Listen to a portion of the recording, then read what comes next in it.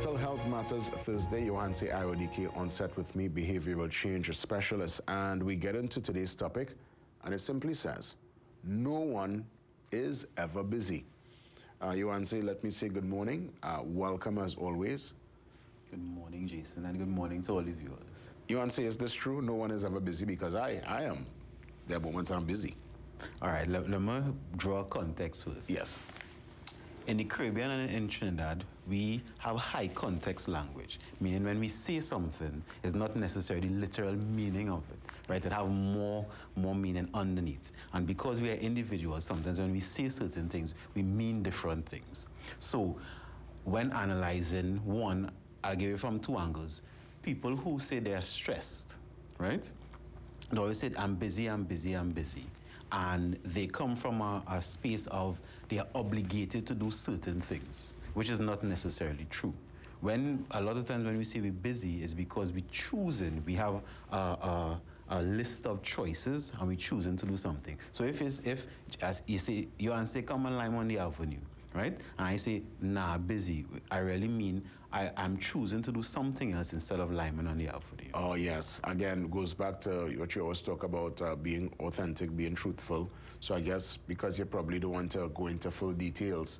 Because, yeah, when you say you're busy, people understand, hey, you're busy. It's like when Trini say, 5 minutes away. 5 minutes in Trini time is really about half an hour, you know. Right. I remember one of these shows we were trying to figure out the conversion. Yeah, yes, about half an hour. When somebody tell you, yeah, 5 minutes, bye. It's literally, you have to give them about half an hour. So people use this all the time. Should one take it personal? If, you know, they're asking someone for their time and they're always busy, is it an indication that this person really wants no kind of interaction and to really see you? They shouldn't take it personal, but understand that the person don't want to see you, right? That's the basis. Because imagine this. Let's say it's a day I work in, right? And you say, Yohansi, let me go to the beach, right? I have a choice of going to the office or going to the beach. And if I say, no, I'm busy, I'm really saying I don't want to go to the beach. Now, I draw in that reference because it helps, one, in the communication with people, because sometimes you may think this person always busy, but they think they like you. They really want to line with me, you know, but they're busy. But that may not be the truth at all. Why don't we just say you don't want to go? Why don't we just come out and say, listen, you know, I just don't want to see you, as opposed to I'm busy? Because I've realized, and we can talk about this, Trinidadians, we are a very passive-aggressive society. We don't ever really say what we mean now. And a lot of times when we don't say what we mean, we end up with a lot of miscommunications and misunderstanding of what the relationship between two people or more really is. And this goes back to the high context language you spoke of? Yes. Because I never heard the term before, high context language. Give me another like example as to how that functions in the real world. An example, when some of our slangs, so you would say, like, let's say that man get bounced down. I'm just giving an example. And I would say, really? Really? Or really? That the three ways in terms of my own inflection could mean three different things. And then we had a show, you and I had a topic about what a stoops mean, right?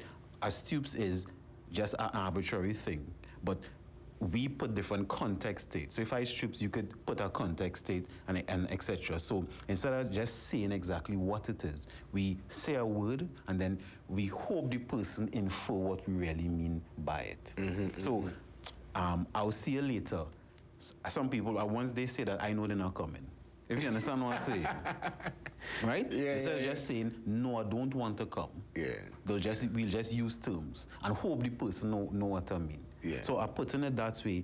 Instead of saying you're busy, say exactly what you mean. But let me ask you now, and this takes it to a different level of the conversation now. Is that part of culture? Is that kind of, in a way, the fabric of the Trinbagonian, the way we communicate, using that kind of, because you hit the nail on the head. I go see you later. Real people, yeah, you're coming in line, yeah, I go see you later.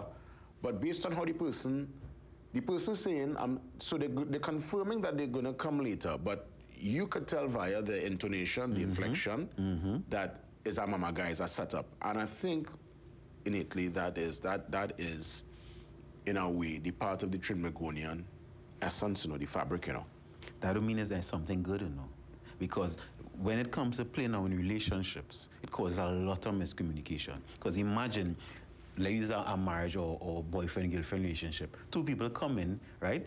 They're using the same words, but they have 2 or 3 different meanings to it. Mm-hmm. So you know how long it will take for them to even understand each other, right? And if we could go romantic relationship, we could go parent-child relationships, we could go even interactions in schools. Because we have so many different meanings to it, right? Communication breaks down a lot. Yes, true. Because again, even though it might be part of the fabric of the culture, is not necessarily a good thing. And we always speak to transparency, to honesty on the program.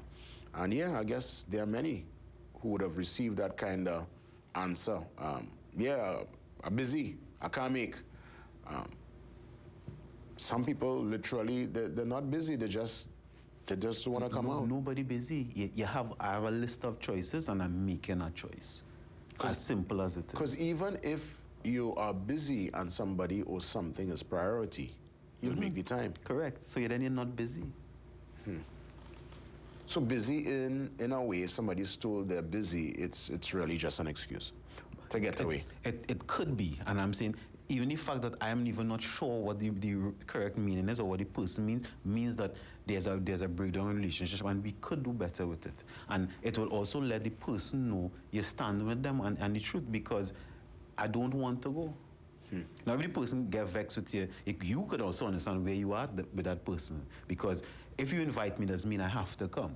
If I say, no, I prefer to sleep, or I want to sleep instead, you get vexed at me. How you get vexed at me for that? If you understand what I'm saying. And sometimes that's where the peer pressure comes in, because, you're almost being told, well, I'm to you, boy, you're getting old, you park up already, you're going to, and sometimes that's where the peer pressure, and some people succumb to that because, you feel almost like, let me go show a face. And for some people, they go, something happens, and they say, see, I should have stayed home.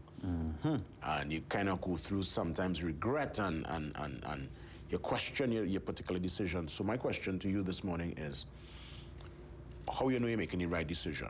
This decision should be made for self as opposed to others? Do what feels right to you, and that may be a little arbitrary, but I could tell you 100% of clients I've dealt with who went through some sort of traumatic incident, all of them said, something tell me not to do this, or something tell me to stay home, or something tell me X, Y, Z, 100%. And I map this to realize, whether you want to call it intuition, the Holy Spirit, the universe, whatever you want to call that voice, a lot of times, you know what is best for you, And it's sometimes immediately. Hey, let's go this place. An answer comes to mind one time. But then you study, well, I wonder what this person may think. I wonder how it will look. I wonder, etc., etc.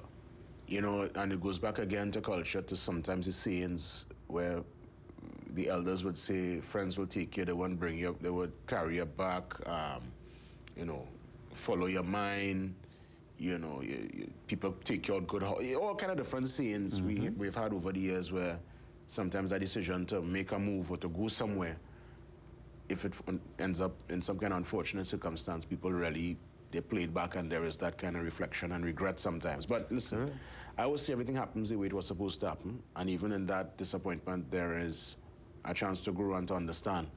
Yeah, but sometimes we do have to learn the hard way, Yeah, I guess. And it's to follow, as you rightfully say, do what's right, do what feels right, and do what's, I guess, best for you in the moment. I'll give you a chance, you answer, to put in some closing remarks, because I guess we established this morning, once and for all, that no one is ever really busy.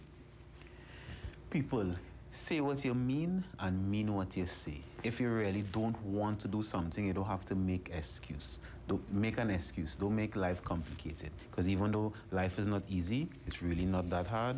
Thank you for listening. Another successful installment of your Mental Health Matters right here on The Morning Brew. Many thanks to Yuanse IODK. God spare we chat again next week. We get ready for some details. It's coming out of the good folks at the NWRHA.